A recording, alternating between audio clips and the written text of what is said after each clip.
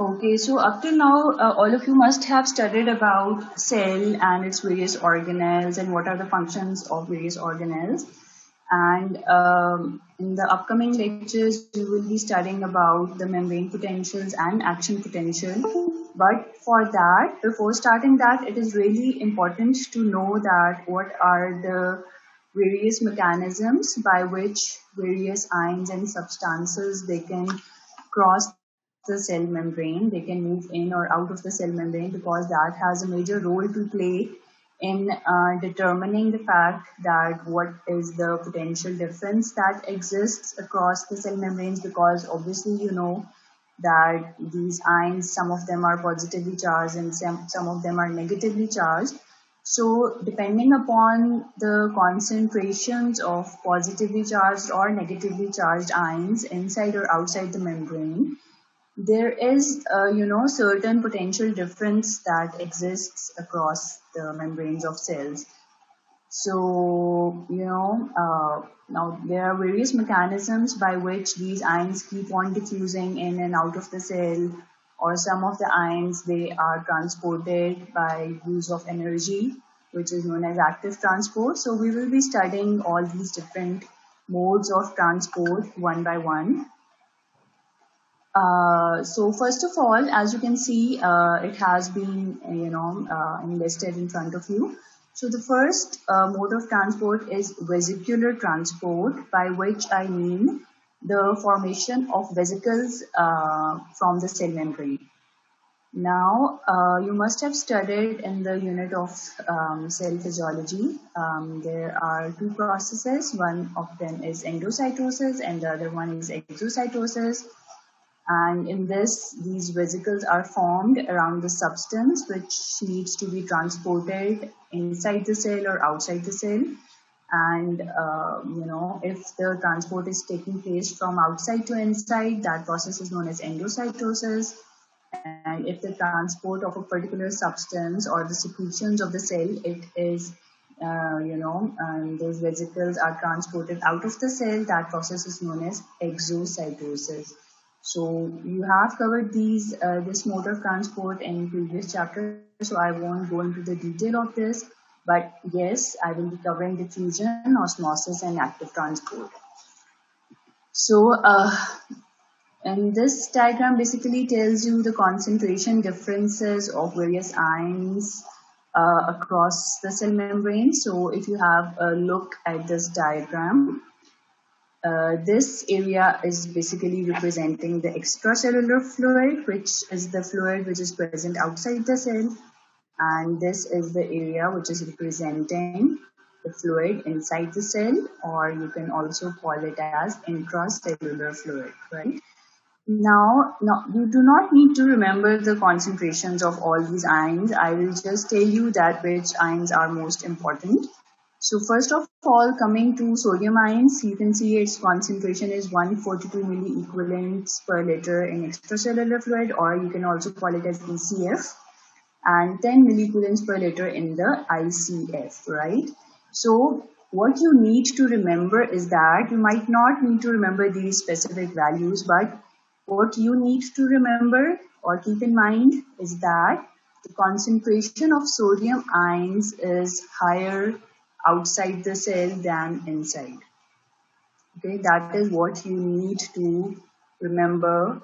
Okay, and then you have potassium ions, and you can see the concentration of potassium ions is 4 milliequivalent per liter in the ECF and 140 milliequivalent per liter in the ICF, which means the concentration of potassium ions is higher inside the cell than outside.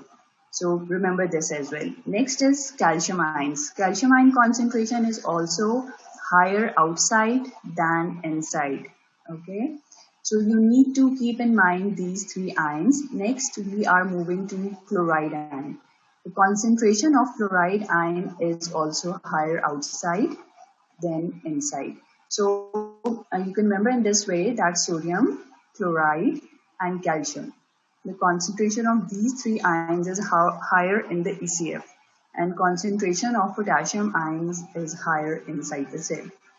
So I hope it would be easier for you to remember in this way, because if you keep these things in mind, if you keep the concentration difference of these 3-4 ions in mind, it would be really easy for you to make the further concepts which will be coming in the upcoming lectures.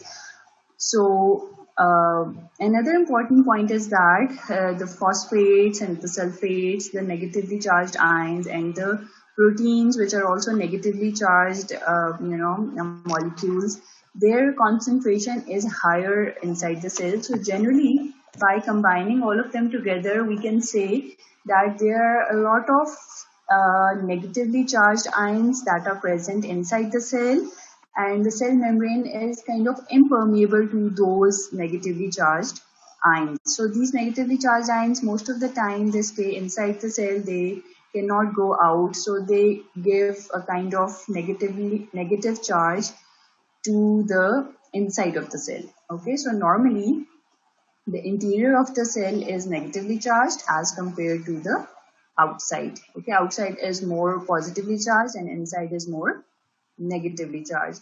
So when we will be studying different modes of transport, we will come to know that how these concentration differences are maintained. Okay, so now let's see that what are the different modes of transport. So first of all is the diffusion, and I hope all of you are familiar with this term.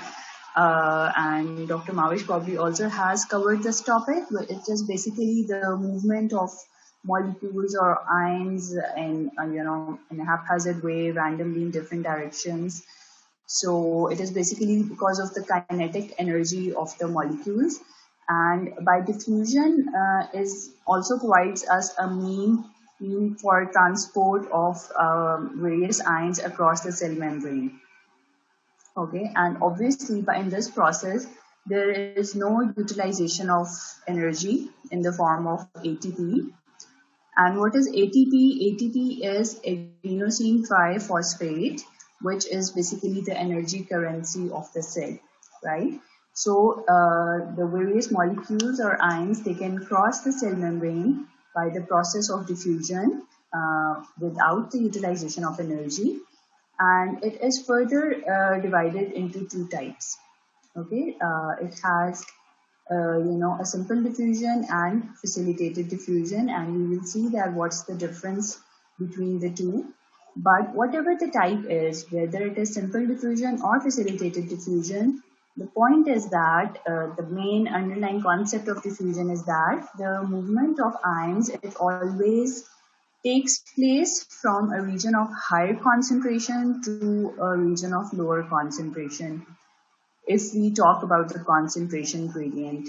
And similarly, they can also follow the electrical gradient. By electrical gradient, I mean that if we are talking about the movement of positively charged ions, they tend to go towards the area of negativity. And if we are talking about the negatively charged ions, they tend to go towards the area of positivity. So this is what we mean by diffusion. It is the movement of ions or molecules either through the intermolecular spaces in the cell membrane or in combination with carrier protein of the cell membrane. So now we will see that in which type of diffusion it takes place just through the intermolecular spaces, and in which type of diffusion this transport takes place through carrier proteins, through use of carrier proteins. Now, first of all, talking about simple diffusion, it is a movement of molecules or ion without any interaction with carrier proteins, and these are the protein molecules which are embedded in the cell membrane. If you remember the structure of cell membrane, which has lipid bilayer and protein molecules embedded in that lipid bilayer. So when we talk about simple diffusion, it is the movement of molecules along the concentration gradient uh, without interaction with any carrier proteins. So it If the substance to be transported it is lipid soluble, then it can directly pass through the lipid bilayer because it is lipid soluble and it can easily dissolve in that lipid bilayer and move to the opposite side. But there are certain substances which are not lipid soluble, so they diffuse to the opposite side of the membrane through watery channels. There are certain proteins which have channels in them, and those water soluble molecules can easily pass through those watery channels, and or they can also be called as leak channels and can move to the two sides of the membrane. Okay, so both of these modes, whether the lipid soluble substance is passing through directly through the lipid bilayer or the water soluble substances are passing through the watery channels, in both these ways, these both types are known as simple diffusion. Now, the substances which are lipid soluble, they can be, oxygen, carbon dioxide, and they can readily cross the cell membrane. And there are other substances which are not lipid soluble, like these sodium and potassium ions and chloride ions, so they use these watery channels to pass through it. So this is what we call as simple diffusion. Then there is facilitated diffusion. So we talked about simple diffusion up till now, which is through lipid bilayer and through channel proteins or the watery channels, whatever you call it. And then after that, we have facilitated diffusion that takes place by interaction with the carrier protein. So you can see these two types are basically the examples of simple diffusion. As you can see, this is the transport of lipid soluble substance through the lipid bilayer directly. It does not need any channel proteins. It does not need any carrier protein. Then this is also simple diffusion. In this, the water soluble substances, they are crossing this watery channel, which is present in this protein molecule. After that, the other type of diffusion is the facilitated diffusion. In this facilitated diffusion, what happens is that the molecule to be transported, it basically, interacts with the carrier protein, it attaches or binds with the carrier protein, and then it is transported to the other side of the membrane. So that is why we say that this type of diffusion is facilitated by this carrier protein, right? So that is the reason we call it as facilitated diffusion. So some of you might be thinking that there is also a protein channel being utilized at this point, but still we are calling it as simple diffusion. So the difference between this diffusion that is taking place through these watery channels and this diffusion, which is basically facilitated diffusion. So the difference is that in this diffusion, the molecule or the ion to be transported, it does not bind with the protein molecule. It just passes through the channel. Whereas in facilitated diffusion, the molecule to be transported, it actually binds with the protein molecule, and then there is some conformational change in this protein molecule, and then it is transported to the opposite side. So that is why we say that it is facilitated diffusion, because it is facilitated by that protein molecule, and that molecule or ion basically interacts with the protein molecule, it binds with the protein molecule. So that is why we call it as facilitated diffusion. And there is no use of energy in this and this type of transport.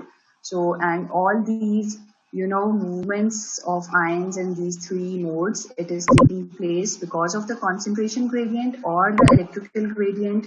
There is no use of ATP, so all these three types are known as simple or facilitated diffusion. And also you can see that the arrowheads are pointing in both the directions in all these three cases, which means that the transport of these particular substances can take place in both the directions, either under the influence of concentration gradient or under the influence of electrical gradient. Let's suppose if the concentration of some ion is higher outside, or you can say the concentration of oxygen is higher outside, so it will readily diffuse inside, right? And if the concentration of carbon dioxide is higher inside, it will, readily diffuse out of the cell. Okay, so depending upon the fact that over where the concentration of a particular, molecule is higher. Is this clear to everyone? If there are any questions, you can just raise your hand so that I can unmute you.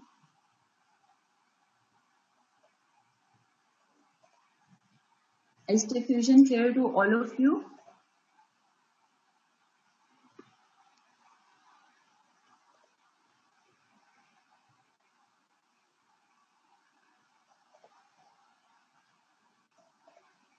Deities, what happened? आप लोग बोलते नहीं हैं?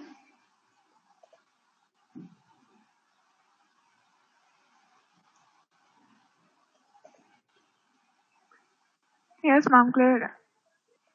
Okay, thank you. आप लोगों को नींद आ रही है या क्या मसला है, या आपको कोई एग्जाम है? What is the problem? Okay, so I'll continue if there are no questions. Then, so I have already told you about the diffusion through lipid bilayer. We have discussed that on the diagram. So you just need to keep in mind the examples or the substances that are transported by this method, which are transported by direct diffusion through the lipid bilayer. You need to remember all those examples, right? Because it might be asked in your OSPE or something that what are the substances that are transported by directly by diffusion through the lipid bilayer, or it can be asked in viva. So, and those substances which are transported through channel proteins, they are the different ions, and which I already told you. Now, another important thing is that these channel proteins, they have certain characteristics. First one is that they are selectively permeable, and the second one is that sometimes they have gates on them. Okay, so by coming to the point that they are selectively permeable, it means that if there is a protein channel present in the cell membrane, it does not mean that it will allow any type of water soluble substance to pass through it. It has a certain selectivity filter present in it, and it will allow only certain types of ions or substances to pass through it, and it will not allow every other type of ion to pass through it. So what are the factors that determine its selectivity? So it can be the diameter of the ion to be transported, or maybe the diameter of that watery channel. So obviously, if those match with one another, only then it can pass through it. Then the selectivity is also determined by the shape of the pore. That what is its shape, so that the molecule to be transported, whether it can pass through that channel or not. Then electrical charges on the inner surface of the channel proteins, because there are certain channel proteins like the ones for sodium ions. They are negatively charged on their inside surface, so that they readily attract these positively charged sodium ions and allow them to pass through it. And their size is such that they only allow the sodium ions to pass through, and they do not allow other positively charged ions to pass through it. And also the different types of chemical bonds on the inside surface of these channels also are responsible for determining their selectivity. Like in potassium ion channels, they have these carbonyl oxygens present on the inner surface of the channel. So they basically allow only the hydrated potassium ions to pass through it, and that is a separate story that I will tell you later, that how they only allow the potassium ions to pass through it. But right now you need to remember that depending upon the type of chemical bonds which are present on the inner surface of these protein channels, or the charges which are present on the inner surface of the channels, or the shape or diameter of these channels. So all these factors, they provide a filter for determining that what type of ion or substance can cross through that particular channel. Then second characteristic of these channels is the gating of these protein channels. Now certain channels, they have gates present either on the outside of the channel or on the inside, or maybe sometimes two gates are present, one on the outside and one on the inside. And these gates, they can open up and they can close when there is a change in membrane potential, and they can allow the movement of ions when once the gate is open. So this is the structure of potassium channel, and these are basically the carbonyl oxygens that I was talking about. So once the hydrated potassium ion comes closer to this, it is trapped by these molecular structures, and they basically remove the water molecules from the potassium ions and allow that small potassium ion to pass through it to the other side.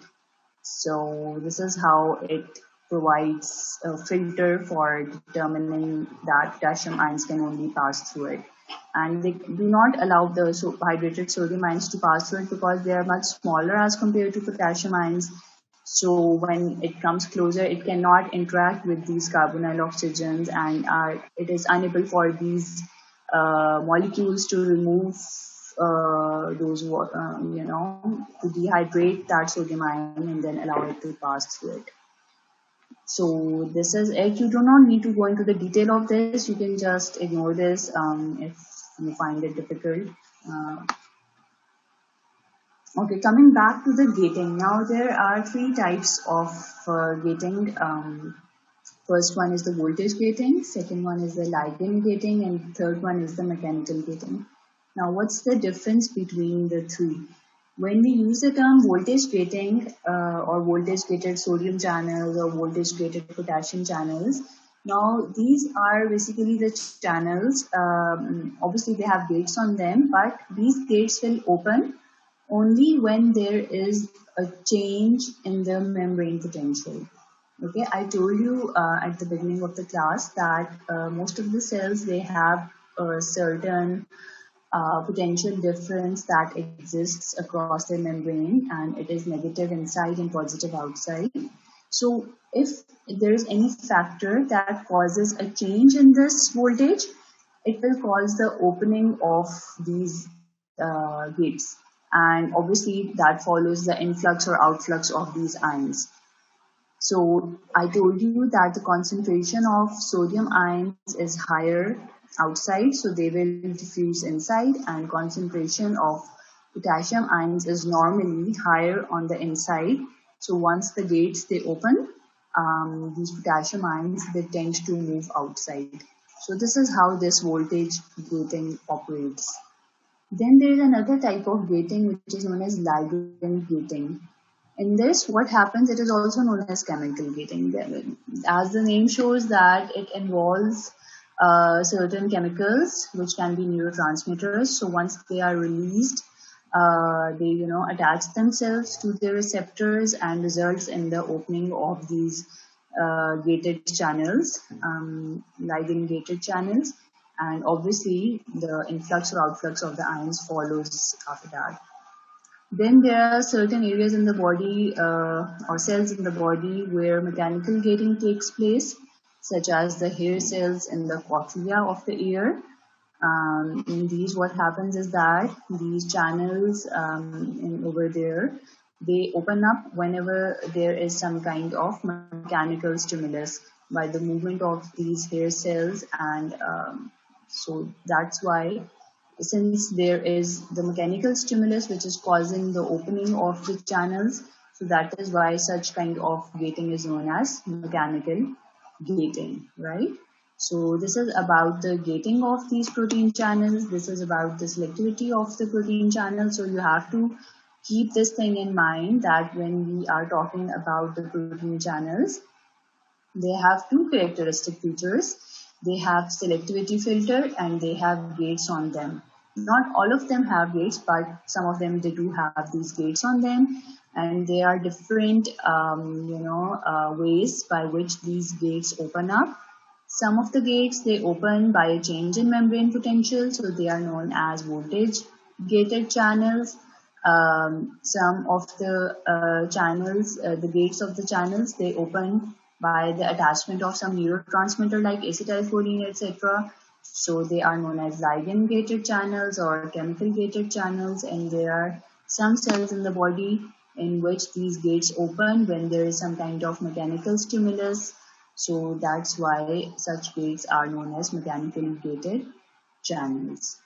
Okay, so these are the different types of gates, gating processes, and okay, so this is just a diagrammatic representation of the same.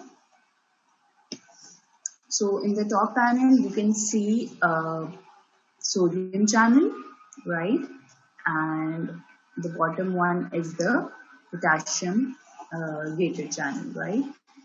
So you can see once the gate is closed, there is no movement of sodium ions from outside to inside. Why the movement will take place from outside to inside? Because we know that the concentration of sodium ions is higher outside. So once, due to any reason, if due to the change in membrane potential or some kind of neurotransmitter, it comes and it attaches itself to the channel, whatever the case is. So once these gates open up, then it causes the influx of sodium ions, as you can see in this diagram. And as I told you, these channels, they have negative charges on their inside, so it allows this small positively charged sodium ion to pass through it. So this is how this diffusion of sodium ions takes place through these gated channels. And you can see the sodium ion is not interacting with this channel protein. Okay, it's just passing through it, and the driving force is the concentration difference. And if you have a look at this diagram, which is showing the potassium channels, so you can see that the gates for the potassium channels, it is present on the inside. For sodium channels, it is present on the outside. Sodium channels, they do have another gate on the inside as well. It has two gates, but they have not shown it over here just to keep the thing simple, or so that it is easier for you to understand. But in the upcoming chapter, they will show two gates for the sodium ions, but right now you can just focus on one. So for potassium ions, the gates are present on the inside, and they are normally in this closed state when the cell is not stimulated, when it is not excited. But when there is some kind of change in voltage, or there is some kind of chemical or mechanical stimulus, whatever, that causes the opening of these gates, then the potassium ions, they diffuse from inside to outside because the concentration of potassium ions is higher inside, so they will tend to move outside along their concentration gradient. So this is how these gates work. This is how the selectivity filter works. So this is the whole story about these channels and their gates. This diagram might seem to be pretty complicated, but it is just to tell you that how the neurotransmitter, which is released from a nerve ending, like these acetylcholine molecules, they basically attach to the receptors on the postsynaptic membrane and causes the opening of these ligand-gated sodium channels, and it causes the influx of sodium ions. So this is an example of chemical gating or ligand gating, that a chemical comes, attaches itself to this protein molecules and opens the gates, and then that results in the influx of that particular ion for which those channels are, present. So this is how this chemical gating works. Okay, talking about facilitated diffusion, as you can see in this diagram, that substances they cross the membrane by binding with specific carrier protein. So if this is the carrier protein that is causing the facilitated diffusion, then this is the molecule to be transported. It will bind to its specific site on the carrier protein, and then there will be a conformational change, which is, by that I mean the change in the structure or formation of this carrier protein. So now it is open to the inside. Initially it was open on the outside. This is the opening. Now it is closed here and it is open on this side. And once the change has occurred, the molecule is transported inside the cell, and basically it is again without utilization of ATP, because it is a type of diffusion, so it follows the concentration gradient. But another characteristic feature of this facilitated diffusion is that it has a maximum limit of its rate of diffusion, which is known as Vmax. Now what happens is that when we are talking about simple diffusion, so the rate of diffusion keeps on increasing when the concentration difference is more, when the concentration gradient is more. But in this case, what happens is that since the molecules, they have to interact with the carrier protein, then there has to be a conformational change, and then the molecule is transported to the other side of the membrane. So it needs certain time. It is not that if the concentration difference is too high or the gradient is high, then there will be an unlimited increase in the diffusion rate. So because of the fact that molecules, they have to interact with this particular carrier protein, and obviously there will be a certain number of these carrier proteins, it is not unlimited. So the molecules outside, they have to wait for their turn and then be diffused inside. So because of this particular feature, it has a certain maximum limit of rate of diffusion, which is known as Vmax. So please keep this thing in mind, that this Vmax is a characteristic feature of this facilitated diffusion. It is not found in simple diffusion, but it is found in facilitated diffusion. Now, the example of facilitated diffusion is glucose transporters, which are often represented by this short form GLUT, and there are different types of glucose transporters present in different cells of the body. And over here, these molecules are transported. The glucose molecules are transported to the inside of the cell by the process of facilitated diffusion. So this graph basically is representing Vmax, because the blue line is representing simple diffusion, the red line is representing facilitated diffusion. So in the blue line, you can see as the concentration of a substance increases on one side of the membrane, the rate of diffusion also keeps on increasing, right? So it is a linear kind of relationship. Whereas in facilitated diffusion, as the concentration of a substance increases, so initially there is a rise in the rate of diffusion, but after a certain time, this curve becomes flat or horizontal, which means that there is no further increase in the rate of diffusion. So this limit is basically the Vmax of the facilitated diffusion. Okay, so this is it. Now next is the factors affecting the rate of diffusion. I will just stop over here because the time of the class is almost going to end. So rest of the topics I will cover in the next lecture, which is at 2:10. Meanwhile, if there are any questions that I can respond to in this last 1 minute, you can ask. If there is anything that you do not understand, no matter how simple is that, you can always ask me. There is no shame in that.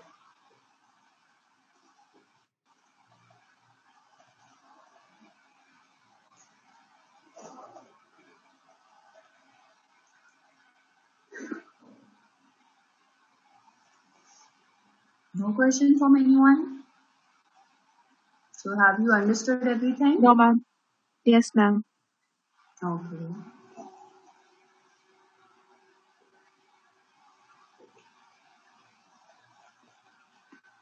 So in the next class, we will be studying about the factors affecting the rate of diffusion, osmosis. I won't go into the detail of this too much because all of you have studied this in your A levels or FSC or even in your metric or O levels.